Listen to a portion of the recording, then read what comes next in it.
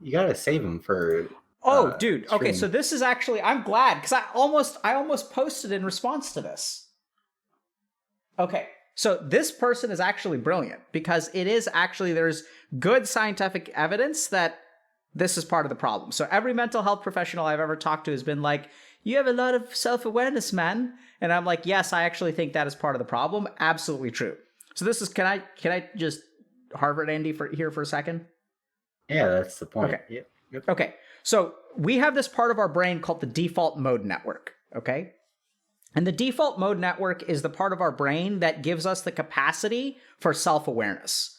So if we look at like animals and humans, the biggest difference between animals and humans, most animals and humans anyway, is the default mode network. So like animals, like let's say like you take a deer or something, like a deer will go about its day and then it won't think about itself going about its day.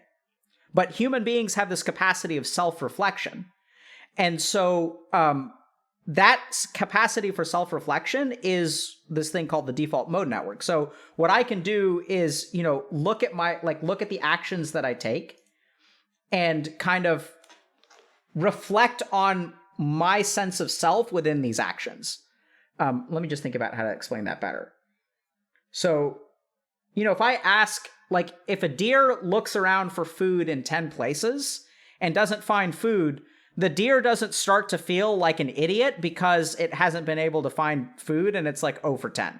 But if we think about human beings, if I, ask 10 girls out and then they say no, like as a human being, I start to think about myself in that way. And then I say, oh my God, I'm such an idiot. So human beings have this, and if you really think about it, it's actually like quite profound. And it's an amazing capability that our brain has where we can do like meta level thinking about ourselves as we move about in the world. That is done by the default mode network. So it's essentially our capacity for self-awareness. Now, the interesting thing is that once we have the default mode network, we also, evolutionarily speaking, buy ourselves the possibility of depression. And what we find is that people who are depressed have overly active default mode networks. Okay. So let's think about this for a second. Okay. So like I asked 2 girls out. Default mode network is not active. It's just, they said no. Okay. Both of them said they had boyfriends. No big deal. I'm not thinking about myself in that way. I asked 10 girls out. They all say no. Now this default mode network activates and it's like, hey man, like maybe you're ugly or something like that, right? It starts like thinking negative thoughts about you. And it's sort of this meta level problem solving thing where it's like looking at you as a person and saying, can we change something about ourselves to increase our overall chances of success? Okay. So that's what the default mode network does. Now, when someone gets depressed, their default mode network is highly active. Okay. And then what happens is when I ask 2 girls out, but my default mode network is highly active from depression, then I start thinking those meta thoughts about how I'm the problem in this big situation, except now the situation is tiny. And when the default mode network is hyperactive, even tiny little things that really shouldn't be my fault become like my fault because this circuit in my brain that's like being self-reflective is always on.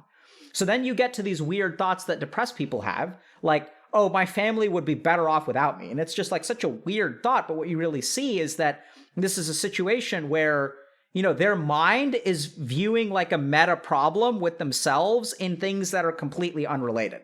Oh, like these people are going to fire me because I'm a waste of space. And like all the time you're thinking about yourself, thinking about yourself, thinking about yourself, which is literally your capacity for self-reflection, exactly like this guy is saying. Okay? So it's like what he's saying. He's like, yes, your self-awareness is part of the problem. Your mind's being stuck at always looking at yourself instead of taking a step back is actually correlated neuroscientifically with depression. So this person is 100% correct. So other evidence, kind of weird, right? So now we have these things like novel treatments for depression, like ketamine. So ketamine is an example of, don't recommend you use ketamine, is a substance of abuse that can also be used in a licensed and prescribed way to treat depression. And what ketamine is it's like a dissociative agent, right? So what it does is it causes you to like separate from yourself. And so what ketamine does, so ketamine is one of the quickest acting treatments for depression. So if someone is in a depressive episode and they get administered ketamine, they can improve within like hours. Whereas most things like SSRIs or antidepressant medication will take weeks, right? So I really do not recommend that people use ketamine recreationally, because when you use it as a treatment, there's a purity guarantee. There's also an administration issue because it is a drug of abuse. It's administered with like a nurse nearby because there can be dangerous side effects. So don't recreationally use ketamine. Or don't even get it prescribed, like use it under the guidance of a physician. But the key thing here is the neuroscience of it, okay? So what does ketamine do in the brain? So what it does is shut off the default mode network.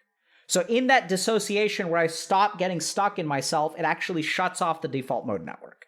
And so some of these other substances, which are there are trials now for things like psilocybin and MDMA and stuff, all of those like hallucinogen substances that cause people to have this like cosmic sense of connection, it separates you from this kind of thinking, which is like, instead of your high self-awareness being focused on you all the time, now suddenly, like with these substances, your mind is able to like pull back from that, and you actually shut off the default mode network.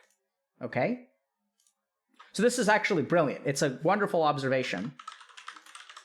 Okay. So the brain's default mode network. People sometimes want references, right? So here's a good, I guess this is written by Marcus E. Rachley. Okay. 2 hours later. So does that make sense, chat? I don't know if you're failing this class for sure. I'm lost. Okay. So basically, this is what the paper says. We normally have an intact sense of self, okay? This intact sense of self and our high awareness of ourselves, we're always looking at ourselves. Like an active default mode network means that when I'm at a party, instead of paying attention to other people, my mind is constantly occupied by thinking about myself. Oh, I look stupid. I sound stupid. People aren't talking to me. People are talking to other people. The focus of your mind is on I. You are the object of your attention. Okay? Like anxiety, yes. Then what happens, so when this person says, like this person on Reddit's says, I actually think that self-awareness is the problem, they're absolutely right. Because their self-awareness is a high level, is their default mode network being highly active. Then we can look at neuroscience papers, and what we discover is that substances like psilocybin fracture our sense of self, and that can be traumatic and dangerous, by the way, and leave people with PTSD, which is why I don't recommend you do it. Fracture the sense of self, but when that sense of self gets fractured, you're no longer stuck thinking about yourself. And when you're no longer stuck thinking about yourself, this problem of over self-awareness goes away and people get better in terms of depression. Does that make sense?